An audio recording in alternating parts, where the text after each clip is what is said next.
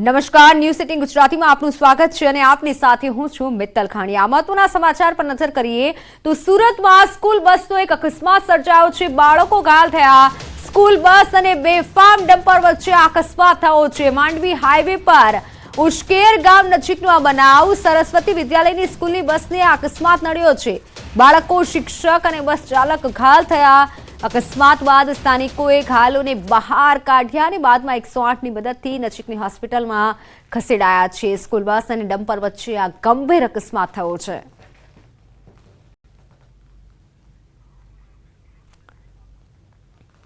સુરતની આ ઘટના કે જ્યાં હાલ બાળકો ઘાયલ થયા છે। તમામ ઘાયલ બાળકોને હોસ્પિટલ ખસેડવામાં આવ્યા છે। સ્કૂલ બસ અને ડમ્પર વચ્ચે અકસ્માત થયો છે। સરસ્વતી વિદ્યાલયના બાળકો સ્કૂલ બસમાં સવાર હતા।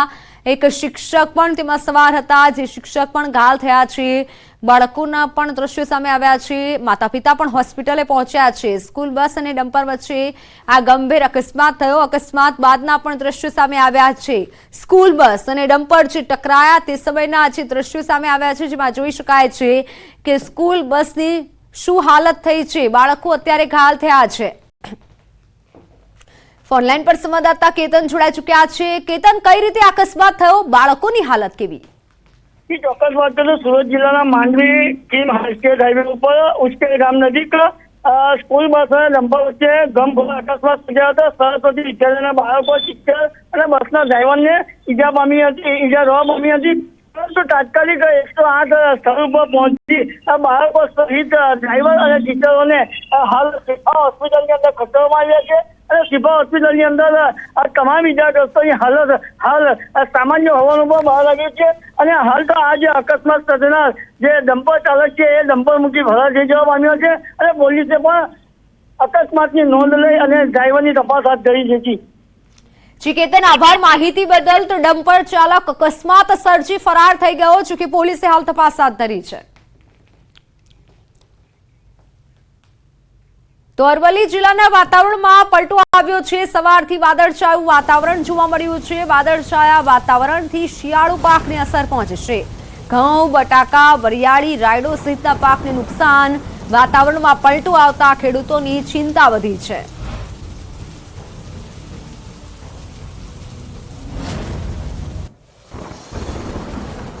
ખેડા જિલ્લાના વાતાવરણમાં પલટો આવ્યો। સવારથી વાદળછાયું વાતાવરણ જોવા મળ્યું। વાદળછાયા વાતાવરણથી શિયાળુ પાકને અસર। ઘઉં, રાયડો અને ઉનાળુ બાજરીને થઈ શકે છે અસર। નુકસાન પહોંચી શકે છે। વાતાવરણમાં પલટો આવતા ખેડૂતોની ચિંતા વધી છે।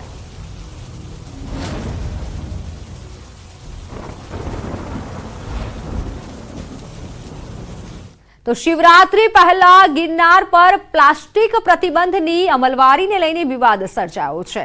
તંત્ર તરફથી માત્ર કેરબામાં પાણી વેચવાનો દબાણ કરાતા વેપારીઓએ વિરોધ નોંધાવ્યો છે। આજે સવારથી જ ગિરનારની સીડી પર આવેલી 120 દુકાનો વેપારીઓએ બંધ રાખી છે। ગિરનાર પર કેરબા વડે પાણી ઉપર સુધી પહોંચાડવું ખૂબ કઠિન છે। પાણીની બોટલ પર પ્રતિબંધ મૂકવાના નિર્ણયને લઈને વેપારીઓએ ભારે નારાજગી દર્શાવી છે। આ ઉપરાંત વહેલી સવારથી અહીં આવી રહેલા યાત્રિકોને પાણી ન મળતા ભારે હાલાકી થઈ રહી છે। પ્લાસ્ટિક પ્રતિબંધની અમલવારીને લઈને વિરોધ કરી રહેલા વેપારીઓ આજે કલેક્ટર સમક્ષ આવેદનપત્ર આપી રજૂઆત કરશે।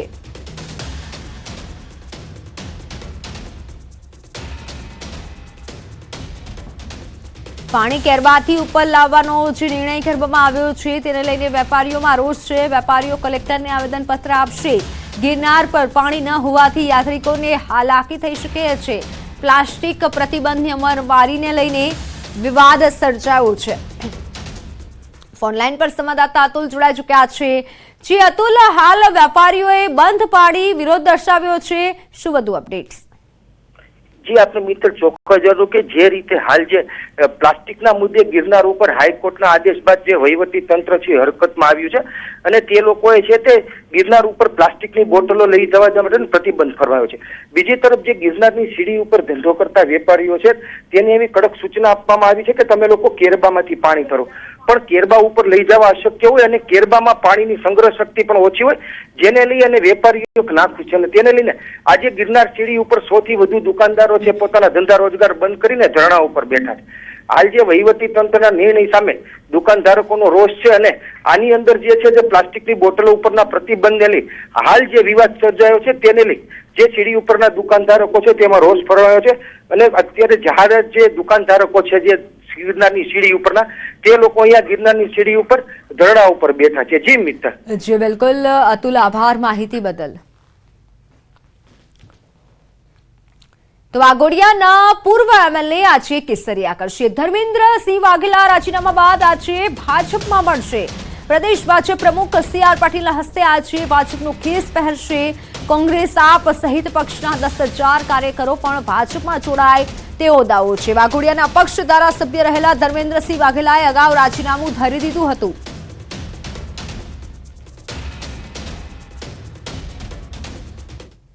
કાલે હું અને મારી વાઘોડિયા વિધાનસભાના મારા કાર્યકર્તાઓ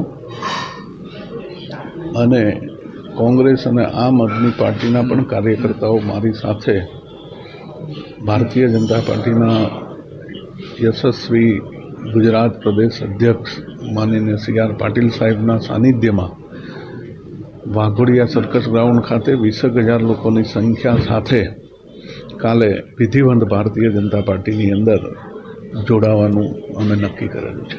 આ વખતે અમારા કાર્યકર્તાઓ 1 લાખ કે પાર કહો બાપુ ફિરસે એના નારા સાથે સંસદ અને વિધાનસભાની 1 લાખ ઉપરની લીડથી વાઘોડિયા વિધાનસભા અને લોકસભા ભારતીય જનતા પાર્ટી જીતશે એવો મને વિશ્વાસ છે. હું પહેલેથી જ ભારતીય જનતા પાર્ટી સાથે જોડાયેલો હતો. હું જ્યારથી સમજણો થયો ત્યારથી ભારતીય જનતા તો વિવાદિત નિવેદન આપનાર ગીગા ભમ્મરનો વધુ એક વિડીયો સામે આવ્યો છે. ચારણ સમાજ બાદ અનુસૂચિત જાતિ સમાજ વિરુદ્ધ ઝેર ઓક્યું છે.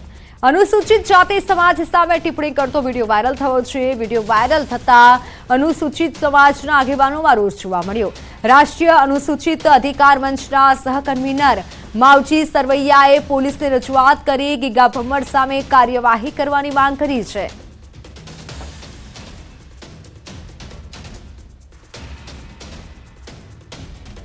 દલિત સમાજની વિરુદ્ધમાં જે ગુજરાત સરકારે જે શબ્દો દૂર કર્યા છે, જેને પ્રબાન છે, જે શબ્દોથી દલિત સમાજનું અપમાન થાય છે, એવા દલિત સમાજને અપમાન થાય એવા શબ્દો બોલી અને વિડીયો વાયરલ કર્યો છે. અને સમાજમાં એને જાહેર સ્ટેજ ઉપર એવું કીધું છે કે દલિત સમાજના લોકોએ ખોટી એટ્રોસિટીની ફરિયાદ કરી છે. પરંતુ ગીગાભાઈ ભમ્મરને હું કહેવા મીડિયાના માધ્યમથી કહેવા માંગુ છું, આવા તમે નિવેદન આપો છો. ગીગાભાઈ ભમ્મરે દલિત સમાજનું અપમાન કર્યું છે અને બંધારણની જેને બીક ન હોય એવી રીતે એ બોલે છે મીડિયામાં, સોશિયલ મીડિયામાં અને જાહેર પ્રસંગોમાં એવું બોલે છે જે બંધારણની વિરુદ્ધ હોય છે. પોતે ડીએસપીથી પણ ઉપર હોય એવા શબ્દો બોલે છે. દલિત સમાજનું જેને અપમાન કર્યું છે આ વિડીયોના માધ્યમથી મને પણ દુઃખ થયું છે. બે સમાજ વચ્ચે વય મનુષ્ય ફેલાવે એવો વિડીયો છે. એટલે જિલ્લાના પોલીસ વડા અને રેન્જ આઈસી સાહેબને મેં પત્ર પાઠવીને રજૂઆત કરી છે કે આવા લોકો સામે તાત્કાલિક ફરિયાદ દાખલ કર્યો છે. તો મોરબી પુલ દુર્ઘટનાના આરોપીની સુપ્રીમ કોર્ટમાં અરજી. આરોપી જયસુખ પટેલે સુપ્રીમ કોર્ટમાં જામીન અરજી કરી છે. અગાઉ ગુજરાત હાઈકોર્ટ જામીન આપવા ગુજરાત હાઈકોર્ટે ઇનકાર કર્યો હતો. બ્રિજ સંચાલન અને સમારકામની જવાબદારી ઓરેવા સંભાળી રહ્યું હતું અને ઓરેવા કંપનીના એમડી છે આરોપી જયસુખ પટેલ. તો ઘટનાની તપાસ કરનાર એસઆઈટીના રિપોર્ટમાં પણ ગંભીર બેદરકારી સામે આવી છે. સુપ્રીમ કોર્ટમાં આગામી દિવસોમાં વધુ સુનાવણી હાથ ધરાશે.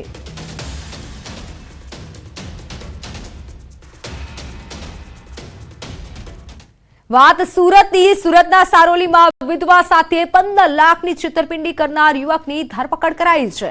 આરોપીએ 42 વર્ષીય વિધવા મહિલાને પ્રેમ જાળમાં ફસાવી મૃતક પતિની વીમા પોલિસીના 15 લાખ રૂપિયા પડાવી લીધા હતા.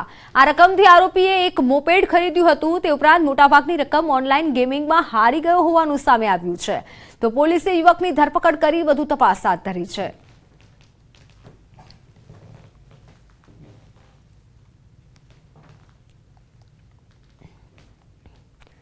વડોદરા હિટ એન્ડ રનની ઘટનાના કેસના વધુ એક વિડીયો જેમાં સામે આવ્યો છે. દુર્ઘટના બાદ કુશ પટેલ 4 કિલોમીટર સુધી ભાગ્યો હોવાનો દાવો છે. જાગૃત નાગરિકે કુશની કારનો પીછો કરી તેને રાજમહેલ રોડ પાસે રોકાવ્યો હતો અને જે બાદ પોલીસને સોંપી દીધો હતો. કુશ પટેલ ભાગતો હોય તેવો વિડીયો સામે આવ્યો છે. દાવો છે કે બે યુવકને ટક્કર માર્યા બાદ કુશ ભાગવાની ફિરાકમાં હતો.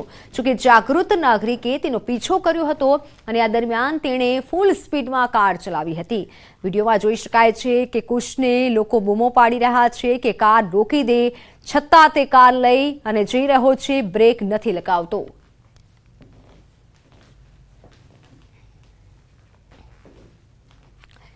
વાત રાજકોટની. રાજકોટમાં કાલાવડ રોડ પર અસામાજિક તત્વોનો ત્રાસ વધી રહ્યો છે. ઇસ્કોન મંદિર નજીક રહેણાંક વિસ્તારમાં મારામારી કરી. ઓમ હાઉસિંગ સોસાયટીમાં યુવક પર હુમલો કર્યો.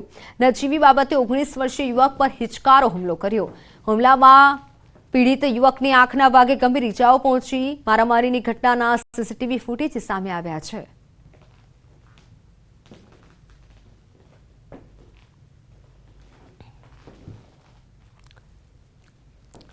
વડોદરાના સાંગડોલ ગામમાં દીપડાની દહેશત. સ્થાનિકોના ઉજાગરા. પશુઓને બચાવવા ખેડૂતોની રાત્રિ ફેરી. રાત્રિના સમયે દીપડો પશુઓનું મારણ કરી રહ્યો છે.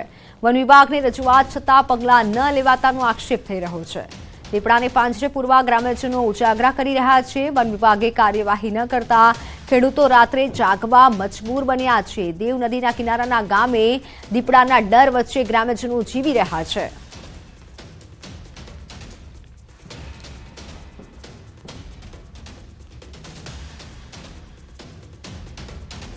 દીપડાના ગામમાં આટાફેરાથી સ્થાનિકોમાં ભય છે.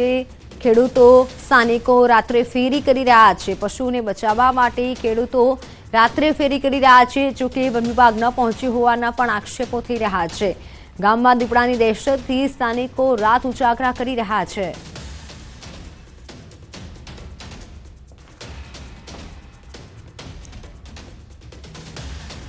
ગુજરાત માધ્યમિક બોર્ડનો એક્સટેન્શન પ્લાન જાહેર. 11 માર્ચથી શરૂ થઈ રહી છે બોર્ડની પરીક્ષા.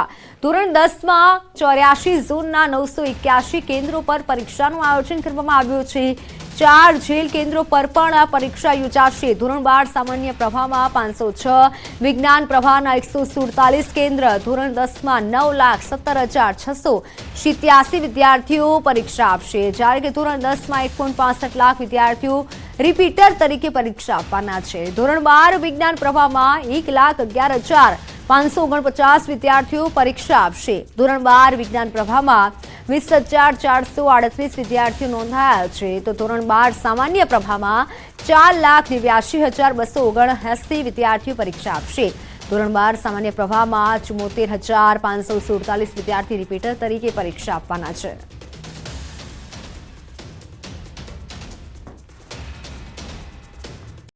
જામનગરના નરારા ટાપુથી કોરલનું સ્થળાંતર કરાયું છે. દરિયાઈ જીવસૃષ્ટિ કોરલને પરવાળા તરીકે ઓળખાય છે. નરારા ટાપુ પર આઈઓસીની પાઇપલાઇનના સમારકામને લઈને કાર્યવાહી કરવામાં આવી રહી છે. 5 કિલોમીટર દૂર નવી સાઇટ પર કોરલને ખસેડાયા છે.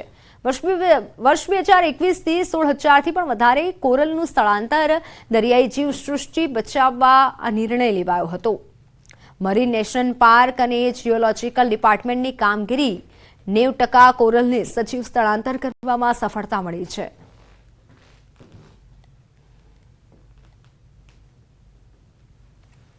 થી આ પ્રોજેક્ટ ચાલી રહ્યો છે. અત્યારે કેટલા પરવાળાને આપણે રિપ્લાન્ટ કરી શક્યા અને કેવી રીતના આખી આ ઘટના ચાલી રહી છે?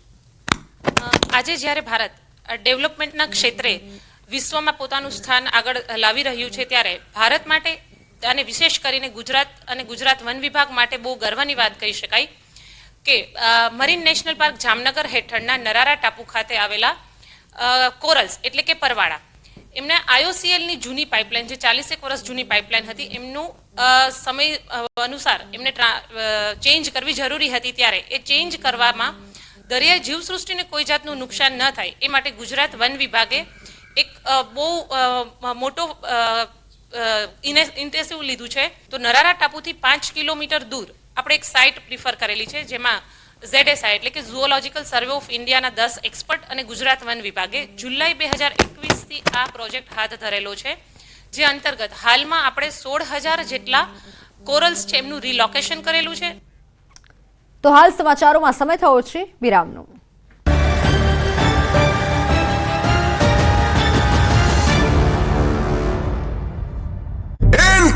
ચોરી ઝડપાઈ. ખાણ ખનીજ વિભાગે રેતી ચોરી કરનાર સામે કાર્યવાહી કરી. 1 લોડર, JCB, 3 ટ્રેક્ટર, ડમ્પર સહિતના વાહનો કબજે કર્યા. રાજ્યમાં નકલી કચેરી, નકલી ઘી, બનાવટી બાબતો માટે ગૃહમાં હોબાળો થયો હતો. વિપક્ષના ધારાસભ્યોએ વેલમાં ધસી આવ્યા હતા. કોંગ્રેસના ધારાસભ્યોએ સૂત્રોચ્ચાર કરી હોબાળો કરતા સ્પીકરે ધારાસભ્યોને સસ્પેન્ડ કરી દીધા હતા. આ પછી અધ્યક્ષના સસ્પેન્શનના હુકમને રદ કરવા વિપક્ષે માંગણી કરી. કોંગ્રેસના ધારાસભ્યોને ગૃહમાંથી સસ્પેન્ડ કરાતા ગૃહની બહાર આવી કોંગ્રેસના નેતાઓએ વિરોધ પ્રદર્શન કર્યું. વિપક્ષના નેતા અમિત ચાવડાએ મીડિયા સાથેની વાતચીત કરી આક્ષેપ કર્યો કે ગુજરાતની પ્રજાના પરસેવાના ટેક્સના પૈસા ગરીબ પાયાની જરૂરિયાત માટે વાપરવા જોઈએ. એ જ પૈસા 21 કરોડ રૂપિયા જેવી માતબર રકમ નકલી કચેરીઓ ખોલીને બારોબાર નકલી અધિકારીઓ મેળા પીપણાથી લઈ જતા હોય છે. તો વિપક્ષે શું ચૂપ રહેવાનું? ખોટા જવાબ આપે તો અમે ચૂપ રહીએ. વિધાનસભાના નિયમોને આધીન અમારી જગ્યા પર ઉભા રહીને વિરોધ કર્યો. બાદમાં કોંગ્રેસ ધારાસભ્યો અધ્યક્ષને મળવા પહોંચ્યા. વિધાનસભામાં ખોટી રીતે સસ્પેન્ડ કરાયો હોવાનો આક્ષેપ કરી રજૂઆત કરી. કોંગ્રેસ ધારાસભ્યોનું સસ્પેન્શન રદ કરવા રજૂઆત. અધ્યક્ષ શંકર ચૌધરીની ચેમ્બરમાં કોંગ્રેસના ધારાસભ્યો સાથે બેઠક કરવામાં આવી. આ બાબતે શિક્ષણ મંત્રી ઋષિકેશ પટેલે જણાવતા કહ્યું કે રાજ્ય સરકાર કોઈ પણ ફરિયાદ આધારે નહીં, પરંતુ જ્યાં આગળ કોઈ પ્રકારની પ્રવૃત્તિ ચાલતી હોય તો તે પ્રવૃત્તિમાં સુઓ મોટો કરી એક્શન લે છે. ન તો વિરોધ પક્ષ દ્વારા રજૂઆત કરવામાં આવી છે, ન કોઈ પત્રકાર અથવા તો ન કોઈ પણ પ્રકારની માહિતી મળી છે. સુરત મહાનગરપાલિકાની સામાન્ય સભામાં બીજા દિવસે ચર્ચાની શરૂઆતમાં શાસકો અને વિપક્ષ વચ્ચે ગરમાગરમી સાથે થઈ ગઈ હતી. શાસક પક્ષના કોર્પોરેટરે વિપક્ષ પર કટાક્ષ કર્યો, જેનાથી શાસક અને વિપક્ષ વચ્ચે શાબ્દિક ટપાટપી શરૂ થઈ. થોડા સમય માટે વાતાવરણ ગરમાયું હતું, જેના કારણે સિક્યુરિટીએ દોડી આવવું પડ્યું હતું. સામાન્ય સભાની શરૂઆતમાં ઇમ્પ્રુવમેન્ટ સમિતિના ચેરમેન વિજય ચોમાલે આમ આદમી પાર્ટી પર કટાક્ષ કરતા કહ્યું કે કેટલાક કોર્પોરેટર માત્ર રોફ જમાવવા માટે સ્વીમેર હોસ્પિટલની મુલાકાત લે છે. આ પ્રકારની વાત કરતાની સાથે જ વિપક્ષ દ્વારા વિરોધ કરવામાં આવ્યો હતો. સામસામે બોલાચાલી શરૂ થઈ ગઈ હતી. સામાન્ય સભામાં બજેટની ચર્ચા થતા આમ આદમી પાર્ટી પર ભાજપના કોર્પોરેટર દ્વારા કટાક્ષ કરવામાં આવ્યો હતો. આ પ્રકારનું નિવેદન થતાની સાથે જ બંને વચ્ચે હોબાળો મચી ગયો હતો. વાગી રહ્યા છે ઢોલ નગારા, ડીજેના તાલથી ગુંજી રહ્યું છે આકાશ. ગરબાના તાલે ઝૂમી રહ્યા છે લોકો. ફટાકડાની ગુંજથી સુરતની શેરીઓ ગુંજી રહી છે. ચારે તરફ છે ખુશીનો માહોલ. લગ્નના વરઘોડામાં જાનૈયાઓ ફૂલ મસ્તીના મૂડમાં છે. કન્યા પક્ષ સામે વર પક્ષનો વટ પાડી દેવા જાનૈયાઓ રોડ પર કચરો કરે તેવા ફટાકડા ઉપરા છાપરી ફોડી રહ્યા છે. પરંતુ સુરતના પાલ વિસ્તારના જાનૈયાઓને ક્યાં ખબર હતી કે આ મોજ મસ્તી ભારે પડવાની છે. થયું એવું કે સુરતના પાલ વિસ્તારમાં વરઘોડા દરમિયાન જાનૈયાઓએ રોડ પર ફટાકડા ફોડી કચરો કરતા મહાનગરપાલિકાએ દંડ ફટકાર્યો. સ્વચ્છ શહેર સુંદર શહેર ઝુંબેશ અંતર્ગત સુરતના દેશનું નંબર 1 સ્વચ્છ શહેર જાળવી રાખવા વરઘોડામાં ફટાકડા ફોડાતા 7,000નો દંડ ફટકારવામાં આવ્યો. પાલમાં આરટીઓ પાસે વરઘોડામાં ફટાકડા ફોડતા દંડ મળતા જાનૈયાઓ પણ ચોંકી ગયા. હવે જાનૈયાઓ બીજા કોઈના લગ્નમાં ફટાકડા નહીં ફોડે. આ પહેલા વરાછા લિંબાયતમાં પણ વરઘોડામાં ફટાકડા ફોડવા બદલ જાનૈયાઓને દંડ ફટકારવામાં આવ્યો છે. પરંતુ અહીં સવાલ એ છે કે જનતાના પૈસાઓ પઠાણી ઉઘરાણી કરી દંડ વસૂલતી મહાનગરપાલિકા રાજકીય સરઘસ વખતે જો ફટાકડા ફોડી કે કચરો થશે તો દંડ વસૂલશે ખરી? અમદાવાદ શહેર અને ભૂવો એકબીજાના પર્યાય બની ગયા હોય એવું લાગે છે. ચોમાસામાં તો અમદાવાદ શહેરમાં ઠેર ઠેર ભૂવા પડે જ છે, પણ હવે તો વગર વરસાદે પણ ભૂવા પડવા લાગ્યા છે. અમદાવાદ શહેરના ફતેવાડી વિસ્તારમાં વગર વરસાદે ભૂવો પડ્યો છે. આ ભૂવામાં એક વાહન પણ ફસાઈ ગયું હતું. ચોમાસામાં આ જ જગ્યાએ અગાઉ ભૂવા પડી ચૂક્યા છે. ભર શિયાળે ભૂવો પડતા અમદાવાદ મહાનગરપાલિકાની કામગીરીને લઈને પણ સવાલ ઉઠી રહ્યા છે. જો શિયાળામાં આ પરિસ્થિતિ છે તો ચોમાસું આવતા આવતા તો આખા રસ્તા બેસી જાય તોય નવાઈ નહીં.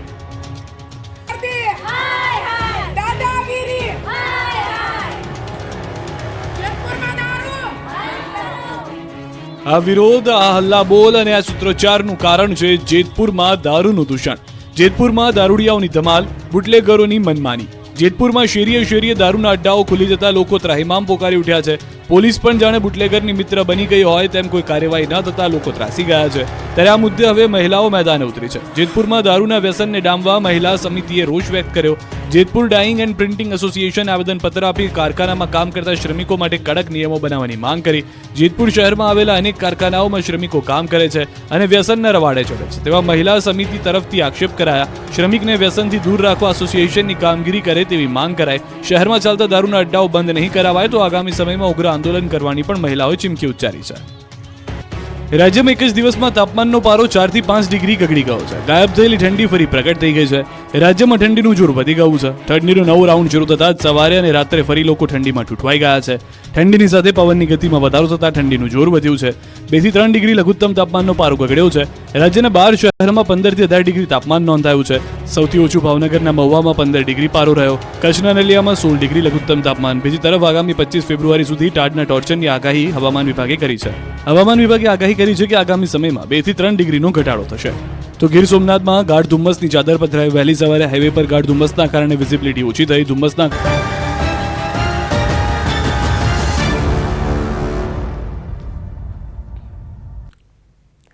Welcome back. ઓળખ છુપાવી સગીરા પર અનેકવાર દુષ્કર્મ ગુજારનાર વિધર્મીને રાજપીપળા સેશન્સ કોર્ટે 10 વર્ષની કેદની અને 17,000 દંડ ફટકાર્યો છે. આરોપીના પિતાએ પણ સગીરા સાથે શારીરિક અડપલા કર્યા હતા. કોર્ટે તેને પણ 3 વર્ષની કેદની સજા અને 6,000 રૂપિયા દંડ ફટકાર્યો છે.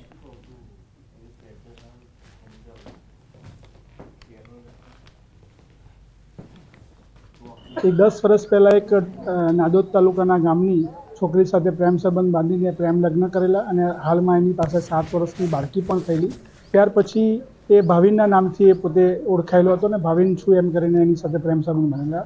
બાળકીને છોડીને તડછોડીને પત્નીને તડછોડીને એને પછી ડેડિયાપાડા તરફની એક યુવતી સાથે પ્રેમ સંબંધ બાંધેલા અને એમાં એને ન્યૂડ વિડીયો એની સાથે બનાવેલો અને વિડીયોમાં એને વાયરલ કરવાની ધમકી આપીને એની સાથે અવારનવાર શારીરિક સંબંધ બાંધેલા.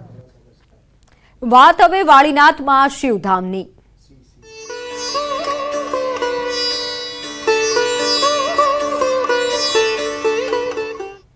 મહેસાણામાં આજે વાળીનાથ ધામ પ્રાણ પ્રતિષ્ઠાનો 6થો દિવસ છે. વડાપ્રધાનના આગમનને લઈને તડામાર તૈયારીઓ. વાળીનાથ ધામ ગુજરાતભરના રબારી સમાજના લોકો પહોંચ્યા છે. તો વાળીનાથ ધામથી મારી સાથે સંવાદદાતા દીપિકા જોડાઈ ચૂક્યા છે. દીપિકા, હાલ ત્યાં કેવો માહોલ છે? ભક્તોનો કેવો ઉત્સાહ? કેટલા ભક્તો હાલ આવી રહ્યા છે? રોજના 3 લાખ લોકો જમી રહ્યા છે. 7 દિવસનો આ મહા મહોત્સવ છે અને પ્રાણ પ્રતિષ્ઠા મહોત્સવમાં જેટલા પણ લોકો આવે એટલા ઓછા છે. આપ જોઈ રહ્યા છો તમામ લોકોને વિશેષ પ્રકારે ભંડારાનું જે આયોજન છે તે આયોજન કરવામાં આવ્યું છે. ભંડારામાં અહીં શીરો અને ગાંઠિયા ખાસ પીરસાય છે જે પરંપરાગત છે અને જય વાળીનાથ બોલતા બોલતા તમામ લોકોને ભોજન છે તે પીરસાઈ રહ્યું છે. કોઈ પણ ભક્ત ભૂખ્યો ન જાય તે માટે વિશેષ અહીં આયોજન કરવામાં આવ્યું છે. મારી સાથે સ્વયંસેવક છે, તેમની સાથે વાતચીત કરવાનો પ્રયત્ન કરીશું. શું નામ છે આપનું અને ખાસ કરીને રોજના કેટલા લોકો જમે છે? કેવી રીતે આપ ભોજન બનાવો છો? જય વાળીનાથ. હું છગનભાઈ રબારી કેસિમ્પા.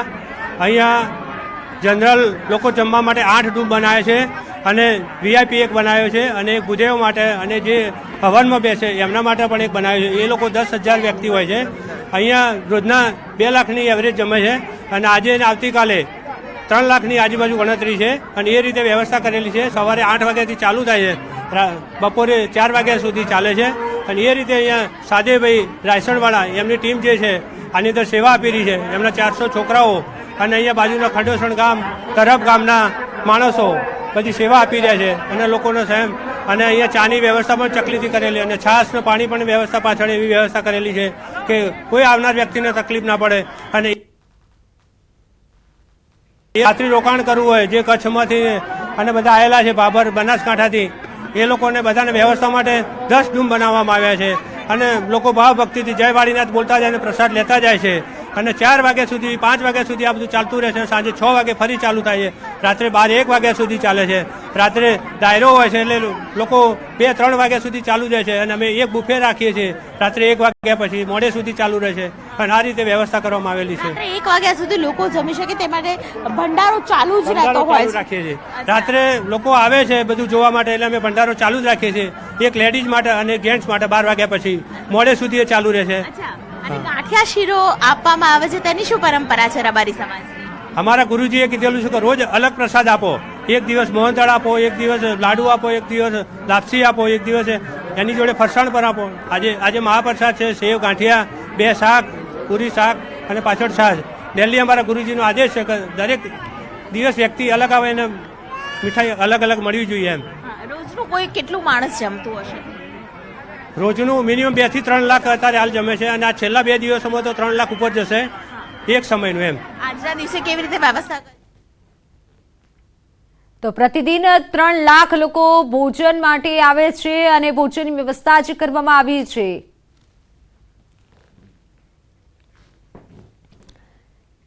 તો સમાચારોમાં હાલ બસ આટલું જ. રજા આપશો. નમસ્કાર.